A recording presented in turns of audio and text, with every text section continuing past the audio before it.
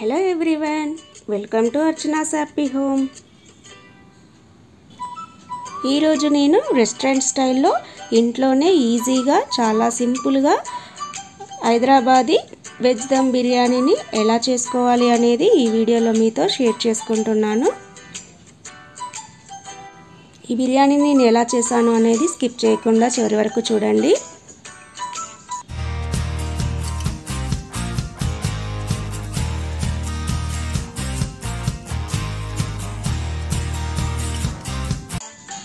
ముందుగా వెజ్ దమ్ బిర్యానీ కోసం వెజిటేబుల్స్ని తీసుకొని ఇలా కట్ చేసుకొని వీటిని 70% కుక్ చేసుకుంటున్నాను వాటర్లో. వాటి కోసం నేను క్యారెట్, బీన్స్, క్యాలీఫ్లవర్ అలాగే ఆలు తీసుకొని బాయిల్ చేసుకుంటున్నాను. తర్వాత ఒక గంట ముందు మనం బాస్మతి రైస్ని తీసుకొని నానబెట్టుకొని పెట్టుకోవాలి. నేను 3 కప్పులు తీసుకున్నాను బాస్మతి రైస్.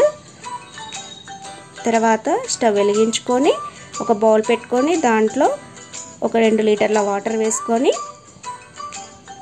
1 టీ స్పూన్ షాయి జీరా, ఒక 4 ఇలాచి, అలాగే ఒక 4 లవంగం, ఒక 2 బిర్యానీ ఆకులు, ఒక అరంగుళం ముక్క దాల్చిన చెక్క, 1 స్పూన్ నిమ్మరసం వేసుకొని ఈ వాటర్ని మరిగించుకోవాలి. ఈ వాటర్లోనే రైస్కి సరిపడా ఉప్పు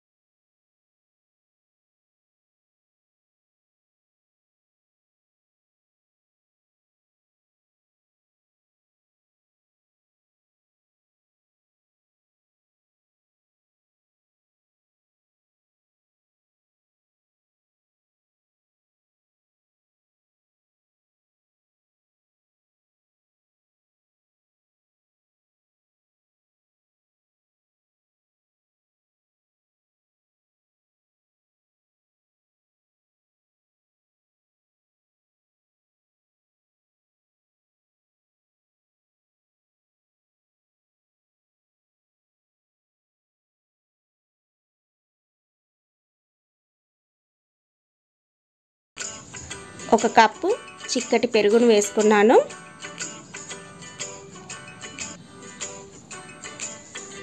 తర్వాత 1 స్పూన్ బిర్యానీ మసాలా, అలాగే 1 స్పూన్ గరం మసాలా, ఒక 4 ఇలాచి, లవంగం, దాల్చిన చెక్క కూడా వేసుకోవాలి. ఒక 1 స్పూన్ కారం వేసుకున్నాను. అలాగే 1 రుచికి సరిపడా ఉప్పు వేసుకున్నాను. తర్వాత ఒక 2 టేబుల్ స్పూన్ల ఆయిల్, ఒక 2 టేబుల్ స్పూన్ల నెయ్యి కూడా వేసుకోవాలి. అలాగే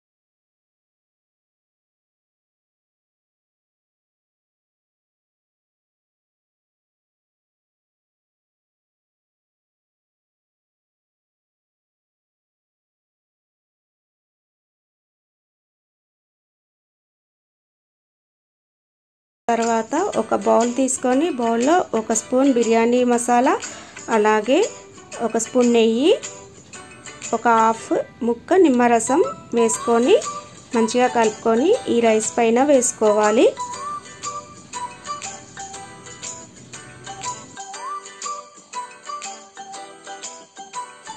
ఇప్పుడు ఫుడ్ కలర్ కూడా వేసుకుంటున్నాను. ఇది ఆప్షనల్, ఎవరికైనా ఇష్టమైతే వేసుకోవచ్చు, లేకపోతే లేదు. ఇప్పుడు రైస్ ఉడకబెట్టుకున్న వాటర్ని ఒక 2 గరిటెలు ఇలా వేసుకుంటున్నాను ఈ రైస్లో.